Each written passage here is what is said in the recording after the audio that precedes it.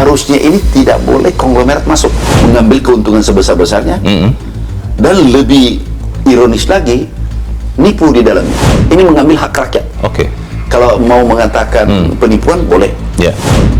Ada 212 merek kami kirim ke Mabes Polri. Tersangkanya 38 hari ini. Saya sendiri ditawari. Berapa kali ditawari? Oh, dicoba? Dicoba sejak dulu. Untuk goyang maksudnya, Pak? Dikasih uang, dia bawa uang. Ini dia bilang, kami tidak akan mundur setapak pun memberantas mafia ini, koruptor ini.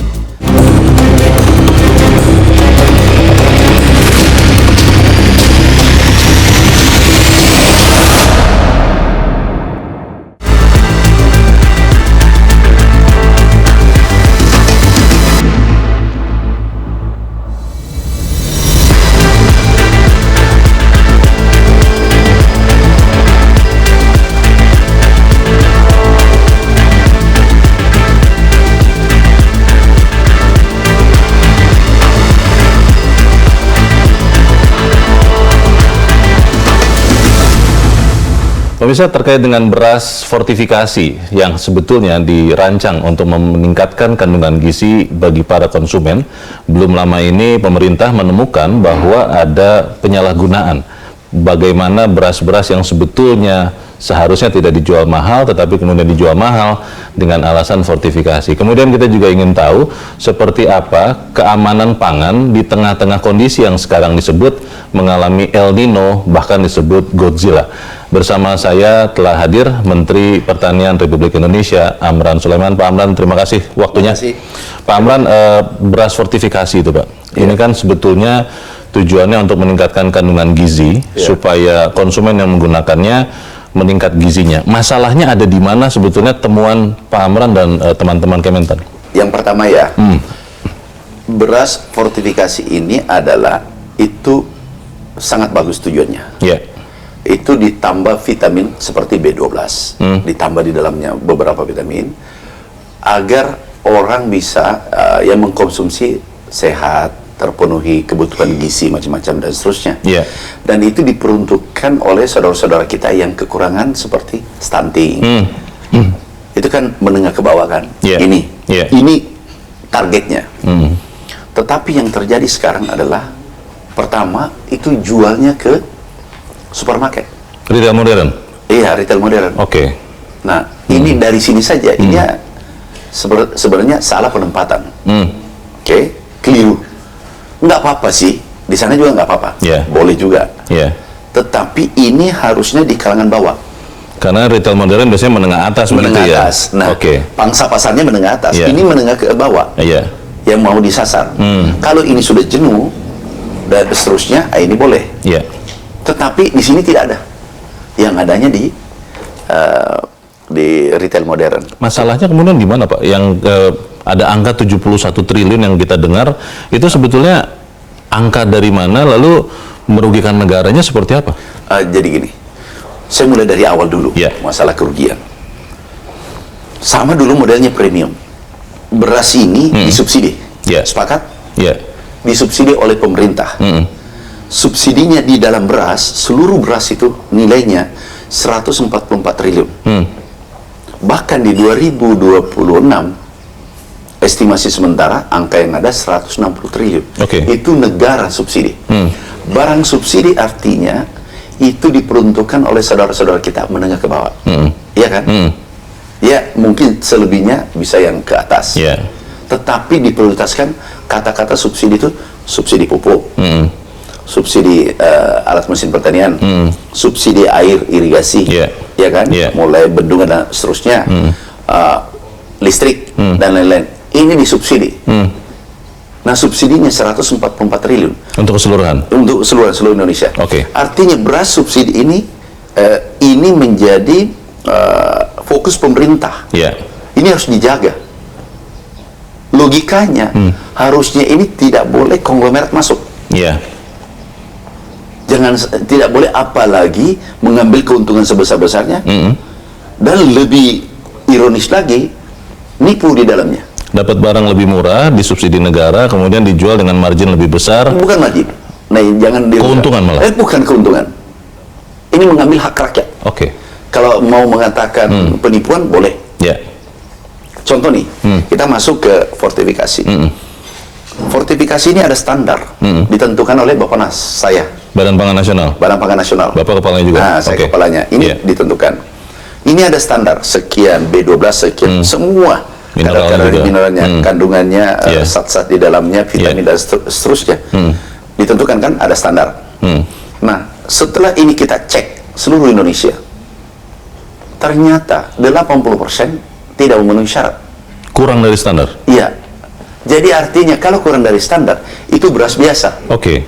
Beras biasa, katakanlah 12.000, 13.000. Bahkan ada 11.000, ya katakanlah 12.000. Iya kan? Nah, harganya ada yang 42.000. Selisih berapa? 30.000 kan? Kalau 30.000 kali 1 juta berapa? 30 triliun. Wow. 30 triliun. Nah, kalau kali 3 juta, 90 triliun. Nah, sehingga muncul. Saya urai lagi. Baik. Sedangkan beras premium, fortifikasi dan seterusnya, itu porsinya 40%. 39,39% lebih. Kurang lebih 40%. Kalau 40% kali produksi kita katakanlah 30, berarti 30 juta berarti 12 juta. 13 juta ton. Enggak. Kan produksi beras nasional 12 juta ton. 12 juta ton. Khusus untuk premium. Katakanlah kita berandai potensi kerugian saja. Average ya. Harganya premium fortifikasi 22.000. 22.000, ini 22.000 per kilogram. Katakanlah selisih 10.000. 10.000 kalau dikali dengan 12.000, 120 triliun. Benar nggak?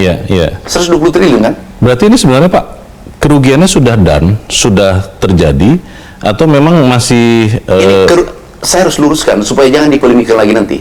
Jangan mengatakan margin. Jangan mengatakan bahwa keuntungan. Ini adalah penipuan. Ini contoh sederhananya. Ini adalah emas 18 karat atau perak lah. Tapi dibungkus emas. Disepuh emas. Atau kuningan, tetapi dia mengatakan emas. Itu termasuk apa itu? Penipuan. Margin atau penipuan? Penipuan. Sudah, Anda mengatakan penipuan, sepakat ya? Karena fortifikasi itu sebenarnya premium berasnya. Medium. Medium. Atau premium, kemudian disuntikan, tambah. Tapi kurang dari standar. Ternyata itu sama dengan medium. Nah, ada yang 42, katakanlah 22 tadi, selisihnya 22.000, 22,6. Kalau kita hitung-hitung tadi, katakanlah selisih 10.000. Kalau 10.000 kan 100 triliun. Subsidinya itu ada di komponen yang mana ya Pak? Kan disubsidi di hulu. Dari hulunya. Iya, disubsidi semua kan. Dari hulu sampai dia kan ada subsidi di dalamnya. Ada uang pemerintah di dalamnya. Tetapi orang tertentu 40% dijadikan premium dan fortifikasi. Sejauh ini apa Pak yang sudah dilakukan pemerintah atau Kementan kepada penipuan beras fortifikasi? Yang dulu ya. Ada 212 merek. Kami kirim ke Mabes Polri. Ini yang dulu ya, bukan yang fortifikasi ini darurat tahap 2, penipuan tahap 2. Pada saat waktu itu pengoplosan beras ya Pak? Medium jadi premium? Masih ingat kan? Orang kan nanya, mana tersangkanya? Tersangkanya 38 hari ini. Itu diproses Pak? Pasti dong. Itu perintah presiden. Karena belum dengar ujungnya sebetulnya Pak?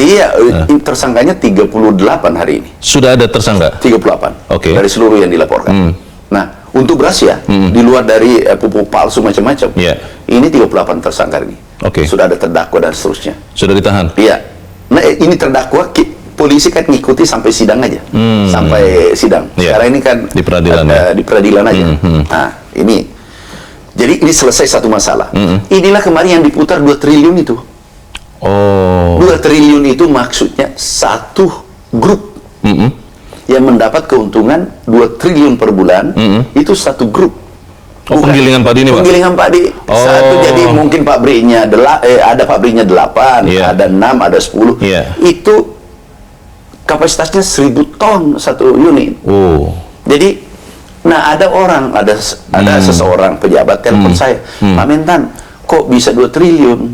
Nah, saya tanya, Bapak berapa ton per hari? 10 ton, 20 ton. Lah masa mau bandingkan yang puluhan ribu ton satu hari? Jadi ini pemahamannya. Tapi jangan kita, kan diskusi ini rame, 2 triliunnya, jangan diskusi ke sana. Itu namanya mengalihkan masalah. Masalahnya ini penipuannya, sudah tersangka. Kita syukuri, kita sudah tindak, selesai ini. Yang waktu itu bab 1 nih, yang bab 1. Bab 2 fortifikasi. Sama modelnya, lebih parah lagi. Selisihnya sampai 22,6 ribu per kilogram. Kalau yang tadi yang tertinggi 40, selisihnya 30 ribu per kilogram. Tapi sedikit Pak, yang 42 ribu kan? Apanya? Yang dijual dengan harga 42 ribu kan? Sedikit, tapi average semuanya itu selisih 22,6 ribu. Rata-rata ya? Rata-rata. Clear kan? Dan itu menipu rakyat lagi kan? Dan ini sudah disampaikan ke siapa? Kepolisian atau siapa Pak? Kita sekarang pemeriksaan, sampelnya sudah diambil seluruh Indonesia. Tapi yang menarik, mulai hilang. Nggak bisa hilang. Apanya hilang Pak? Hilang beras itu. Iya, sekarang kita sudah pegang. Ditarik ulang begitu maksudnya? Iya, ditarik ulang. Kita sudah pegang. Sampelnya sudah ada. Di online juga menghilang, kita sudah pegang. Nggak boleh dong kita kalah cepat. Itu semua temuan itu sebetulnya Kementerian Pertanian bekerja sama dengan Kementerian Perdagangan kan? Bapak iya, perdagangan. Tapi Bappenas kan kewenangan pengawasan. Bapak sebagai kepala Bappenas juga, Badan Pangan Nasional. Sehingga itu bisa pengawasannya di bawah saya kan. Dengan perdagangan kita, dengan Pak Menko Pangan, saya lapor. Sekarang kita lanjutkan. Ini orang kan berteriak harga naik, beras banyak kan, stok kita tertinggi. Tapi di netizen tidak mau tahu kan? Lah, ini pelakunya kita yang dibully. Ya dosa apa? Pelakunya mafia yang menipu, baru yang diserang Menteri Pertanian. Pertanyaannya adalah, memang selama ini kan mafia sering disebut Pak Menteri, tapi mungkin kita masih belum tahu mafia itu benar-benar ada, benar-benar bisa ditangkap. Dan yang paling penting, bagaimana mencegah atau menangkalnya. Tapi kita harus jeda dahulu. Pemirsa, tetap bersama kami. Pembicaraan Top Ekonomi bersama Menteri Pertanian kami lanjutkan sesaat lagi. Jelajahi cara baru mendapatkan informasi. Download Metro TV Extend sekarang.